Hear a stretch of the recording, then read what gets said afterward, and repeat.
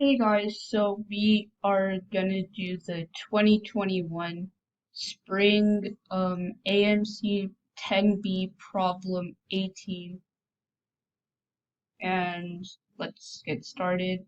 So it says a fair six-sided dice.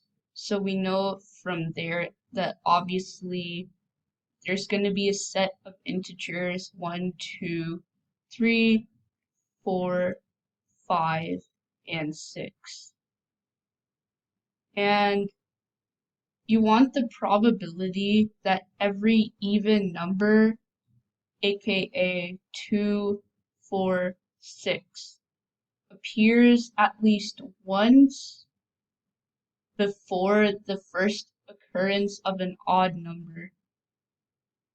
So you know for a fact that there's going to be 6 integers, and to choose an even integer, there's going to be 6 choose 3 ways.